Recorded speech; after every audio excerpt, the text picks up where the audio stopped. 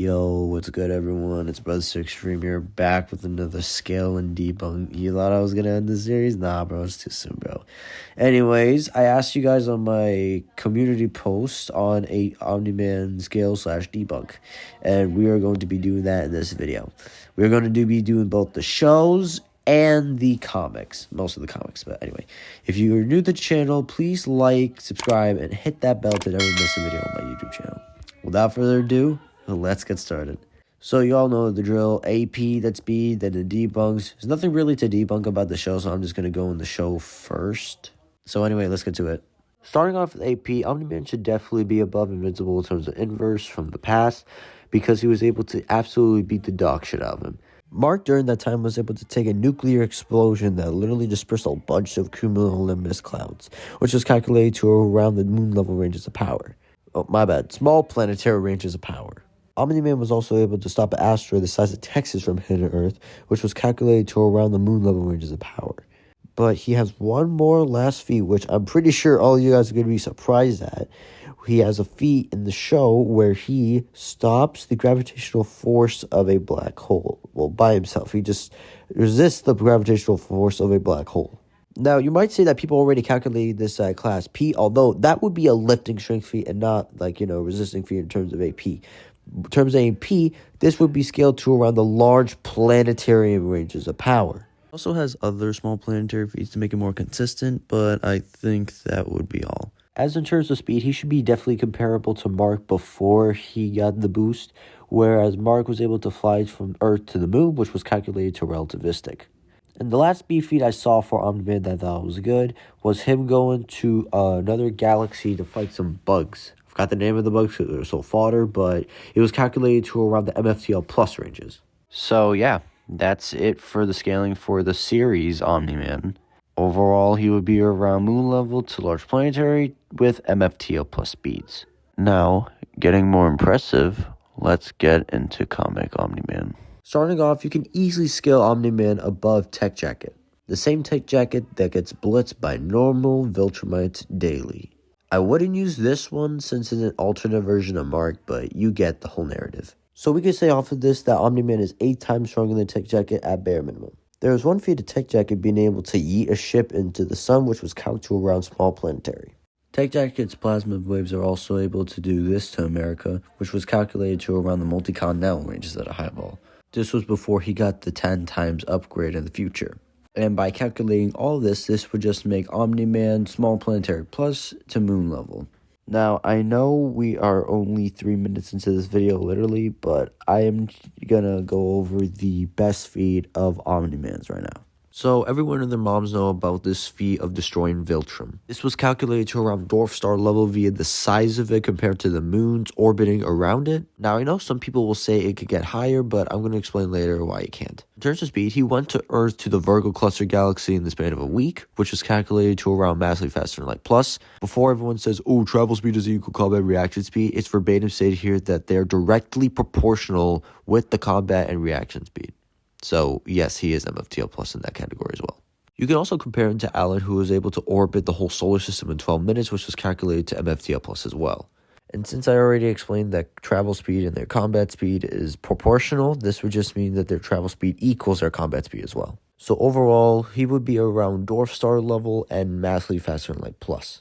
Now, the moment you all been waiting for, the debunks. Now, the first scale I want to go into is the destruction of planet Viltrum, which I said I was going to get into why it can't be brought higher. People mostly bring up Space Racer's gun being able to destroy stars, but not planet Viltrum. Not only 3 people needed to do this, but the core was also destabilized because of this. And before everyone says, oh, it was going to restabilize. No, it wasn't. It says if it has time to restabilize. It doesn't say the amount of time it takes to restabilize, and if it's just a possibility, it's not 100% sure. People might say that it was an accelerated feat since they flew through it. However, Mark verbatim states that they punched through it before they went through it. Not only that, but if the core did restabilize, they would have died on impact. Making this even more consistent, Space Racer's guns verbatim stated to kill Viltrumites, and it even shown as well. So to say that they're above star level and solar system literally contradicts the multiple statements and narratives. But people try to use other statements and inverse feats to get them even higher than solar system and star.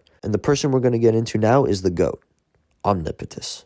Basically, Dinosaurus one-shot Omnipotus, Mark scales above him, and Omnipotus destroyed his home universe. One problem is that we don't even know how long it took to destroy his universe, we don't know how he did it, and the only time we ever see his destroyed universe was in a one-off panel in context for a multiverse, so most likely this was just another universe he was in. And what I mean by we don't know how long it took him, I'm basically just saying that we don't know if he destroyed a solar system by solar system because the exponential growth is unquantifiable. But I'll give it to him, he has destroyed star systems in the past, so you could probably argue this to be star in the solar system at most. And since he destroys stars, which Space vs. Gun can do, and Space vs. Gun can kill Viltrumites, narratively, every Viltrumite and anyone who scales below a Viltrumite easily gets one shot by Omnipotus. Easily. And it's more consistent considering that Omnipotus is literally overpowered him in terms of physical strength. It was up until Dinosaurus off-guarded him and aimed him for the head specifically, we don't know why, that he got one shot by him. Now, the next debunk isn't really a debunk, but is most likely a new possible scale for him. You can scale Tech Jacket off of Image Galactus, who was stated to destroy planets and eat them to make him stronger. No one-shot him, and Tech Jacket went relative to him. Although more consistently after his upgrade, he got beat the shit out of him, bro. Leaving him like this. That's tough.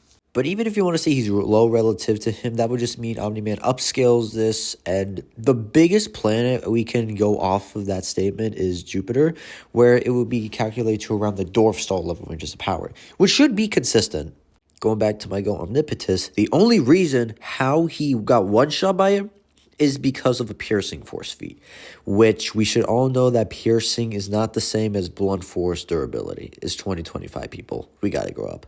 And as I shown before, Omnipotus has shown superiority to him by one-shotting both of them to the ground, making Omnipotus both above Dinosaurus and Mark. Now, I really didn't want to do this, but I have to. I'm going to go over the Supreme and Omni-Man scaling. I can't believe I'm doing this. Basically, Omni-Man and Supreme fought against them. Supreme was able to overpower Suprema, who done these feats, and therefore getting him to galaxy level, somehow. I'm going to be going over everything wrong with those scales now. But first, Supreme 2012, issue 66. Normal Supreme goes into a comic book store looking for Dazzle Comics, aka of Omni-Man. There is none. But he has issues of Omni-Man from the Image Comics, which is exactly like Volume 1, Issue 85 of Invincible. Verbatim. Meaning that Omni-Man from the Image Comics is a normal 2D comic in the Supreme verse. And the version of Omni-Man that fought Mean Supreme is Dazzle Comics Omni-Man, since he is nowhere to be found. The company, at least. And everyone's going to use the author statement from Eric Larson confirming this, although it's just a death to author or appeal to authority, since it gets contradicted by the source material. So Image Comics Omni-Man doesn't scale to this at all. Comp Omni-Man could, but he doesn't. Secondly, both of these feats are not galaxy level. Neither of them are, at all. Let's start off with the black hole. Now, many people like to say this in order to get to galaxy level as a justification. Suprema affect a black hole outside of Andromeda. Black hole outside of Andromeda, supermassive. Supermassive equals galaxy level AP. Let's actually do the math real quick. Using the energy formula, or mass times the speed of light squared, and the mass of the black hole is 200 million times the size of our sun, this would just equate to this amount of kilograms. Multiplying this can get us to solar system level only. Nowhere near a galaxy.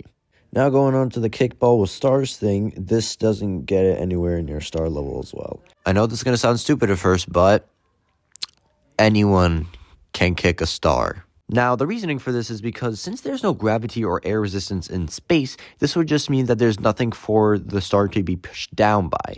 So, therefore, you could literally kick a ball and it will just keep going through space, since there's nothing, no force to stop this from happening.